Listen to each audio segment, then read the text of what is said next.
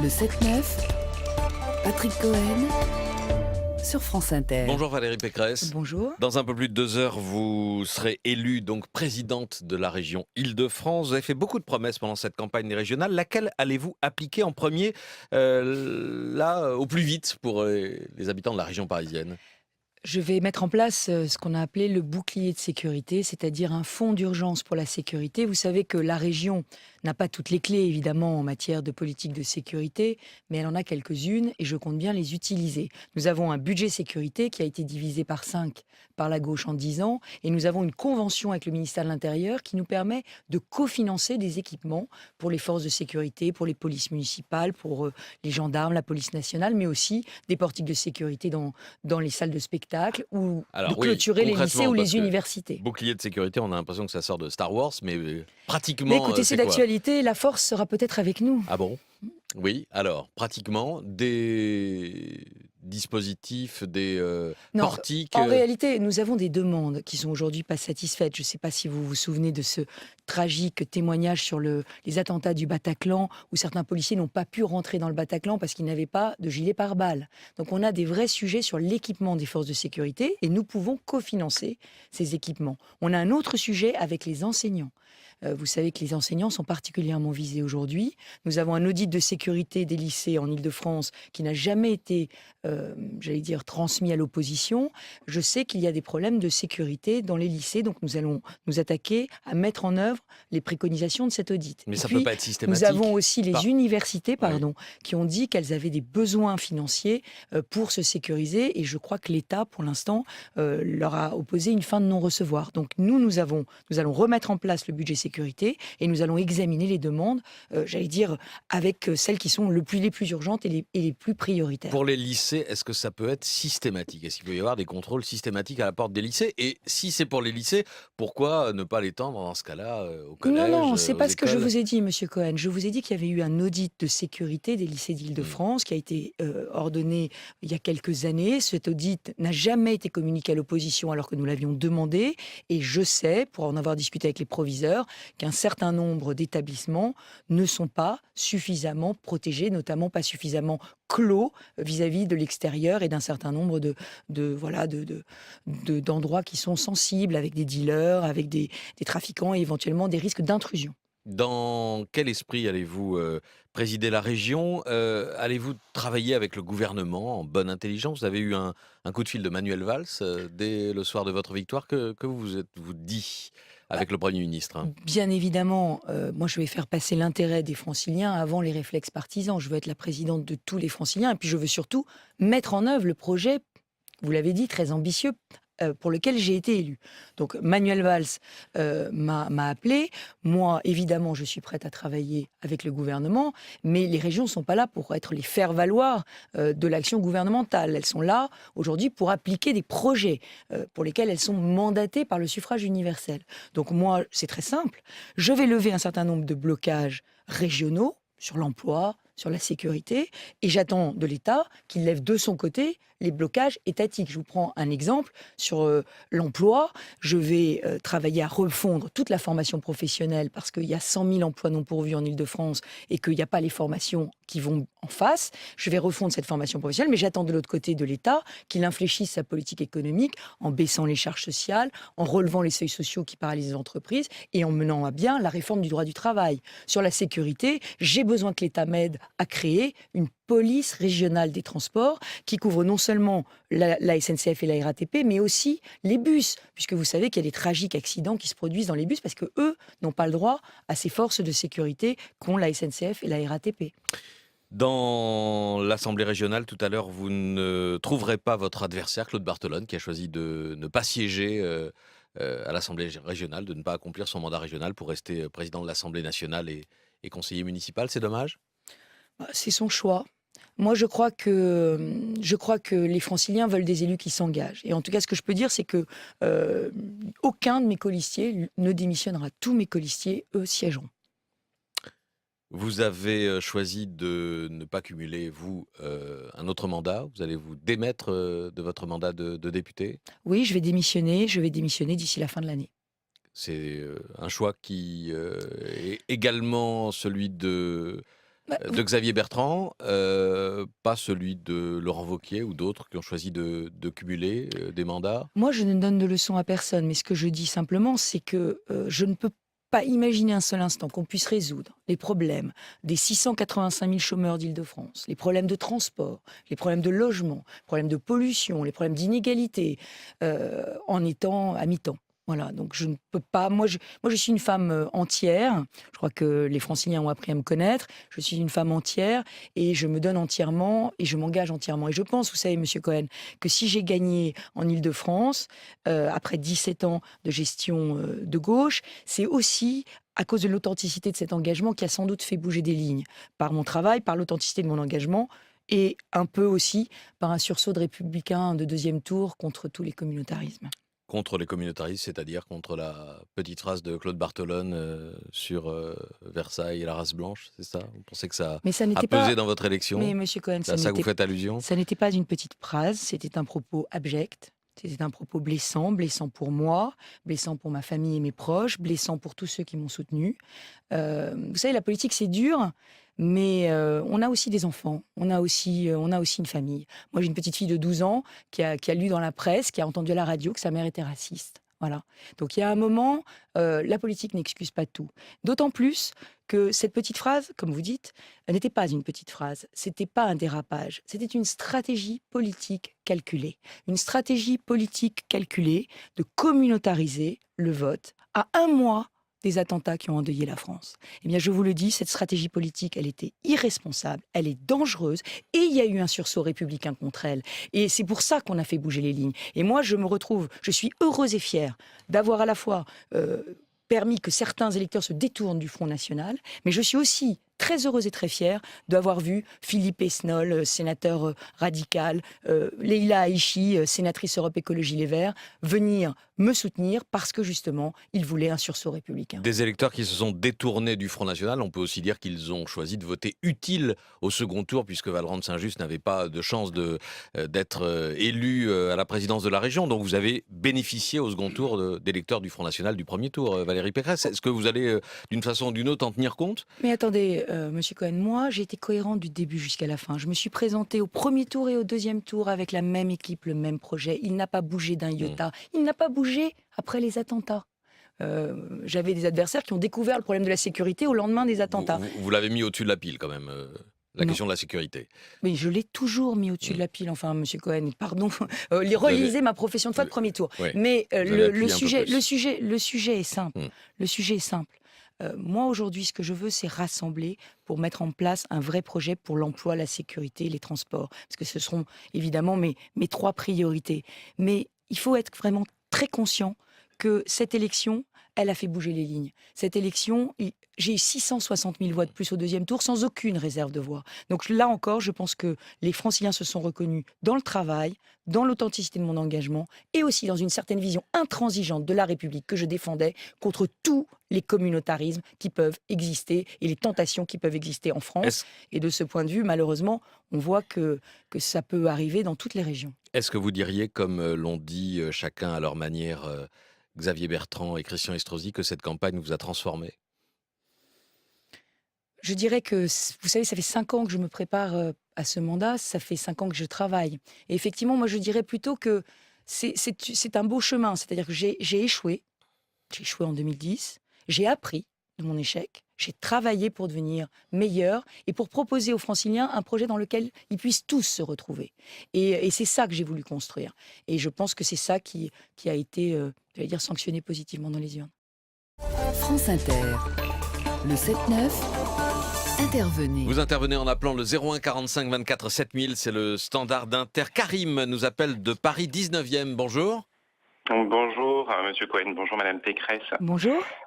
Ma question est donc la suivante. Vous dites vouloir lutter, Madame, contre toutes les formes de communautarisme, ce dont je pense on peut tous se réjouir. Or, on l'a tous constaté, vous avez soutenu et vous soutenez le combat d'une poignée d'extrémistes religieux, si je puis dire, en participant notamment à des meetings de la Manif pour tous, qui est, à mon sens, l'expression d'une véritable forme de communautarisme. Donc j'aimerais que vous nous expliquiez comment vous pouvez justifier ce paradoxe et donc la défiance que l'on peut avoir face aux propos que vous tenez de lutte contre les communautarismes. Merci Karim. Valérie Et Pécresse. merci à Karim de sa question qui va me permettre de clarifier des choses. Moi, Karim, je parle avec tout le monde et je débat avec tout le monde, y compris avec des gens qui ne pensent pas comme moi, ce qui peut paraître effectivement audacieux pour certains politiques n'aiment pas parler avec les gens qui ne pensent pas comme eux. Moi, je parle avec tout le monde. J'ai fait un débat, par exemple, pendant la campagne avec Pierre Laurent. Et tous les communistes. Donc on a fait un débat avec les communistes. Et je suis allée, effectivement, à l'audition qui était organisée par l'organisation de la Manif pour tous. Pourquoi j'étais à cette audition?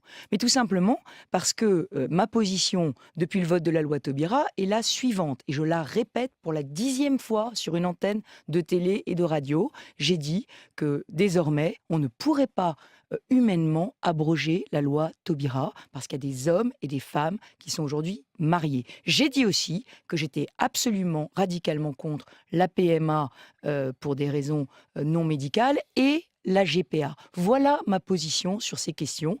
J'ai été caricaturé, on a utilisé manipulation honteuse, une vidéo qui datait de 2012 dans laquelle je parlais de l'union civile et sur laquelle j'étais revenu 10 fois depuis 2012 pour essayer de faire croire le contraire. Donc Karim, je suis heureuse de cette question et je suis heureuse de vous dire qu'effectivement, je suis aujourd'hui claire dans ma position sur cette question. Et votre position, elle vaut pour l'ensemble de votre majorité au Conseil régional. Parce que si vous avez été critiqué, c'est parce que vous avez intégré, vous avez eu sur vos listes des militants de la Manif pour tous qui étaient mais Patrick Cohen, ouvertement se présentaient comme ça. Avant de rassembler les Franciliens, il faut d'abord rassembler sa famille politique. Je ne vais pas vous dire qu'à droite, il n'y a pas un certain nombre d'électeurs et d'acteurs politiques qui sont radicalement contre la loi Taubira et qui souhaitent l'abroger. Donc moi, aujourd'hui, je revendique d'avoir fait une union de la droite qui va du MoDem, Yann Verling, à Chantal Joanneau à l'UDI, jusqu'au Parti chrétien-démocrate, dont 2 membres ont été élus sur ma liste. 2 sur 120. Voilà la réalité politique. Donc le Conseil régional d'Île-de-France ne sera pas un foyer de contestation de la loi Taubira. Mais de toutes les façons, le Conseil régional d'Île-de-France s'occupera des problèmes des Franciliens et je ne serai plus parlementaire. Et nous nous occuperons de tous les projets d'intérêt régional. Et j'ai eu l'occasion de dire devant la Manif pour tous que je continuerai la lutte contre l'homophobie et la prévention contre le sida, qui sont des chantiers non seulement d'intérêt régional, mais d'intérêt national. Irène nous appelle des Yvelines. Bonjour. Oui, bonjour Monsieur Cohen, merci pour vos émissions. Bonjour Madame Pécresse. Bonjour. Pourriez-vous dire aux Franciliens que vous ne toucherez pas au pass Navigo à 70 €? Parce que je trouve que c'est une mesure formidable et voilà, j'ai entendu dire pendant votre campagne que vous n'étiez pas favorable à cette mesure. Merci. Ah mais merci France Inter, parce que là, parce que j'ai passé toute ma campagne, et d'ailleurs, si vous aviez jeté un petit coup d'œil attentif, auditeurs, électeurs. Non, c'est intéressant. Non, mais parce que c'est toutes les désinformations qui ont circulé. J'ai dit, j'ai redit, et je redis à cette dame dont je comprends tout à fait l'inquiétude, que nous maintiendrons le pass Navigo à 70 €. Et je l'ai écrit dans mon projet. Simplement, je lui dis aussi, parce que j'ai eu confirmation hier par le directeur financier des services de la région et par la directrice du syndicat des transports d'Île-de-France, que ce pass Navigo n'est pas financé. C'était un chèque électoral qui a été fait en septembre pour que les électeurs votent à gauche. Il manque 300 millions d'euros. Donc je vais aller voir le Premier ministre, nous allons mettre les choses sur la table. Ces 300 millions d'euros, nous allons les financer sans augmenter les impôts des Franciliens. Il va falloir trouver des économies et il va falloir lutter contre la fraude de manière systématique et il va falloir rationaliser un certain nombre de choses pour pouvoir faire en sorte de garder le pass Navigo à 70 €, ce à quoi je me suis engagée parce qu'on ne va pas jouer avec le pouvoir d'achat des Franciliens, contrairement à ce qu'avait dit la gauche. Et puis, je vais aussi essayer de trouver l'argent pour que ça se fasse sans augmentation d'impôts. Mehdi nous appelle de l'Oise. Bonjour Mehdi. Oui, bonjour. Bonjour Madame Pécresse. Bonjour. Alors, j'ai 2 questions pour vous. La première, c'est quel regard portez-vous sur le spectacle quelque peu déplorable qu'on a eu au lendemain des régionales dans votre parti? Et la deuxième question, c'est à quelle ligne appartenez-vous? Est-ce que c'est celle de Laurent Wauquiez qui est très à droite, celle de Monsieur Juppé qui est plutôt centriste ou celle de Nathalie Kosciusko-Morizet qui est plutôt à gauche? Écoutez, Républicains. écoutez, Mehdi, vous me permettrez d'être sur ma propre ligne. Et donc, voilà, une ligne républicaine, une ligne avec un certain nombre de valeurs, l'autorité, la liberté, la justice, mais qui passe par la récompense de la valeur travail. Voilà, moi je veux lutter contre toutes les fractures en Île-de-France. Alors je ne sais pas dans quelle case. Le Nini, parce que cette question fait référence à ce qui avait divisé votre camp, et c'était le Nini. Mais alors sur le Nini, moi je vous le dis très clairement, je me bats avec la même farouche énergie contre le gouvernement de François Hollande qui aujourd'hui mène le pays dans le mur, que ce soit en matière d'emploi ou de sécurité pour ne prendre que ces deux exemples, et qui peut aussi nous conduire au déclin s'il n'y a pas des mesures très fortes qui sont prises, et contre le Front National qui est une imposture. Il n'y a pas de hiérarchie pour vous entre le PS et le Front National?